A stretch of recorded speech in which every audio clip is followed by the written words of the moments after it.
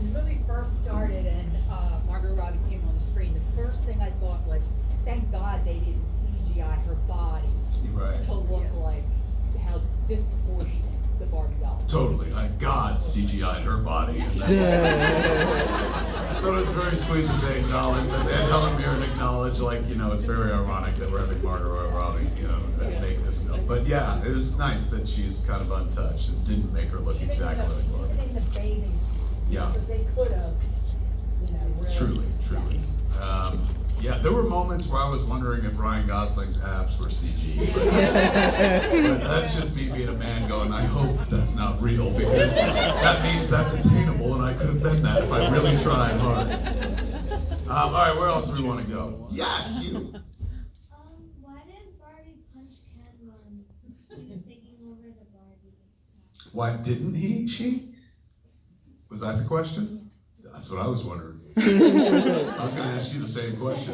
Yeah, she should have or could have, but the screenwriters, I guess, didn't think it was such a good idea. I guess is why the only reason that's not in there. Although they did have Barbie punch the dude on the beach, right? So she could have gotten away with it. But you can only. I think it was interesting as hell that they made Ken the bad guy. I never would have got that from the trailer, and as I was watching the movie, I was like, oh no. But then they kind of pull him back and redeem him at the end, just like you should in any good movie. It couldn't be too bad, right? Like he has to be misguided more than anything else. Maybe that's why she didn't punch him, because Ken's not truly the villain. He's just not that bright at the end of the day. And there's always room for improvement. Every day's a school day, so by the end of the movie, Ken gets smarter. And we shouldn't punch people just because they're stupid. Something they taught me in school, in church, when I was a boy. Okay, where else do we want to go? Yes. The funny thing was, when I was looking at Ken, me and my cousin only had one Ken, so like 5 Barbies dated the same Ken. That could Scandalous, have isn't it? that could have a good time. Yeah, it's so true. I mean, there's something kind of wonderful about him singing "I'm Just Ken," because really there is just. Well, they showed us a few different Kens, like golden, what was it, studded earring Ken? But generally speaking, yeah, there's just Ken. And he has historically been just an appendage for Barbie. I thought it was cute that they had him be like, who am I? You define me and stuff like that. Or they said in the beginning, what was it? It was just like Barbie, every Barbie has a great day every day. Ken only has a great day when Barbie looks at Ken.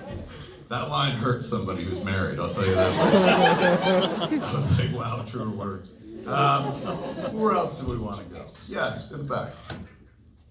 Yeah, sure. I'm wondering, do you think there's any chance of any serious awards for this movie, or is it Yes. Absolutely, hands down. I mean, the movie is like a bona fide phenomenon. It had a massive first week, in case you don't follow this sort of thing. Made $155 million. Not just one of the biggest openings of this year, one of the biggest openings ever.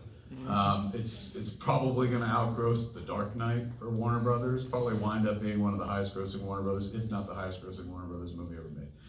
So its second weekend, it's not going to fall off by 60, 70%. The numbers are strong. This theater historically doesn't attract as many people as, say, the Carmike and Hazlitt or the theater that's in Eatontown. What is that, a UA or something?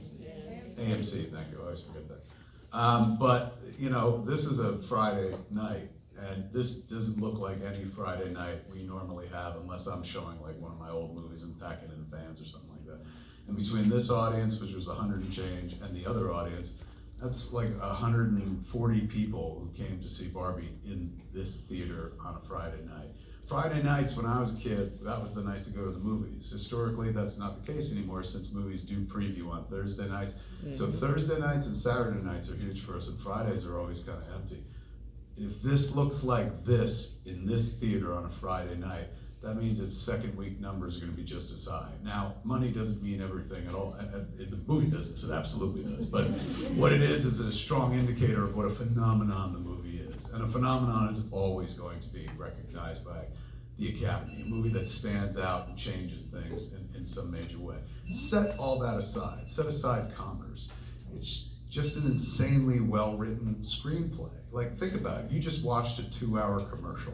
Pretty much. Seriously, at the end of the day, that's just a big old ad for Barbie, man, but didn't feel like it, did it? Did you feel sold to? I mean, I love the movie, but I'm not like, get out of my way, I gotta go buy a Barbie. They did something special, and you know, I think they'll be remembered. What are we, right now we're in July, right? So August, September, October, November, December.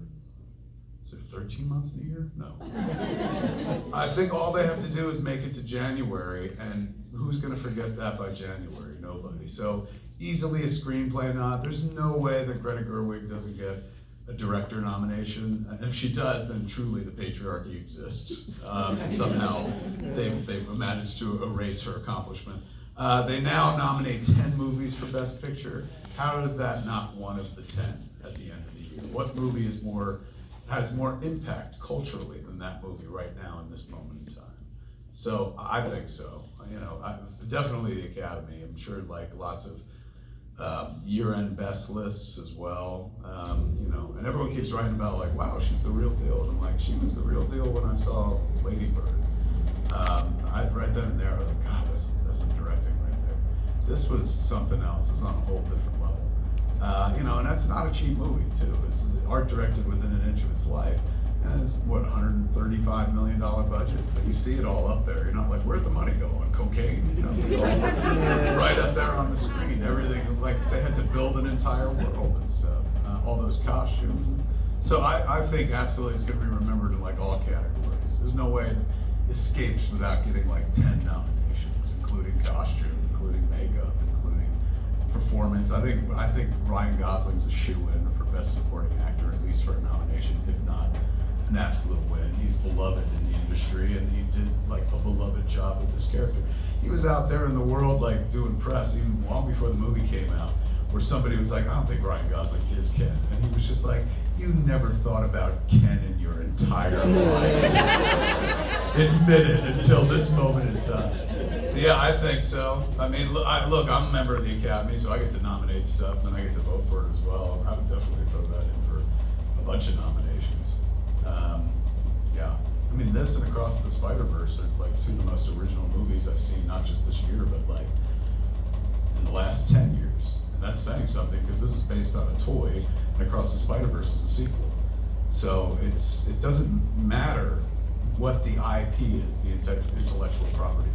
It's in the hands of what creator can do some real magic with it. They did some magic up there.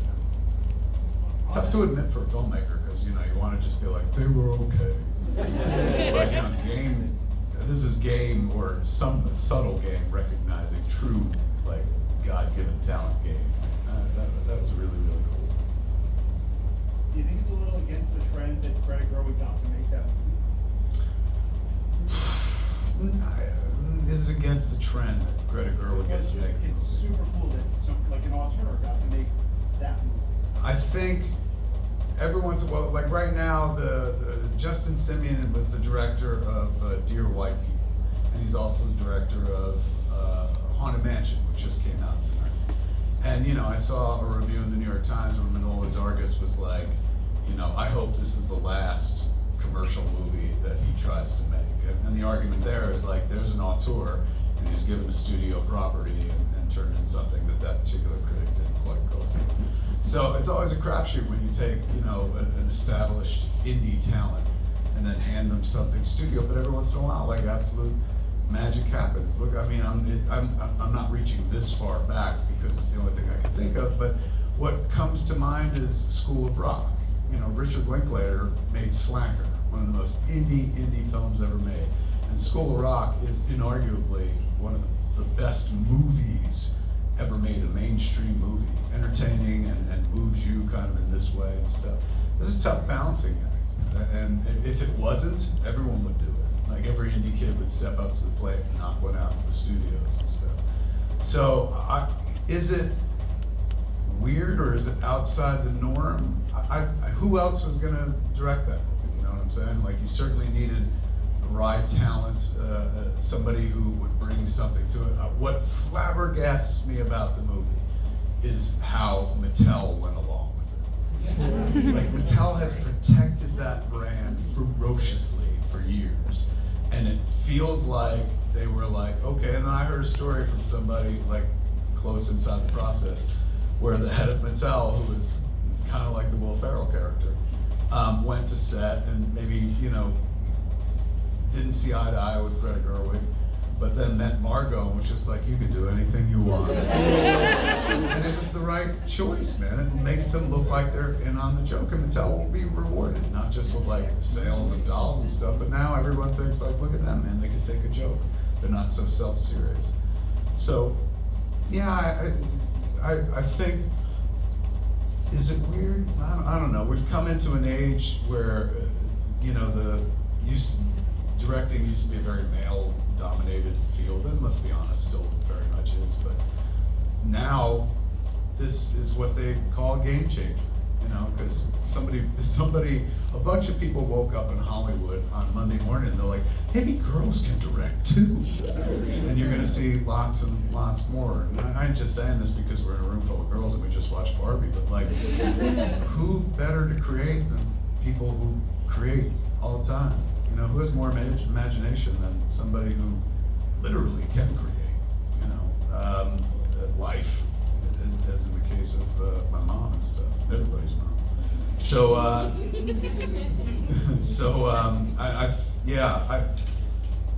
don't know that it's strange to me. Like 10 years ago, 15 years ago, 20 years ago, for sure, I'd been like, yeah, this is what an outlier. But, you know, in a world where she did Little Women, why wouldn't you roll the dice on it? I'm just surprised she went for it, like that she wanted to do it. But, you know, thank heaven she did. And now she's being rewarded with Narnia. She's doing a massive Narnia series for Netflix. Oh, nice.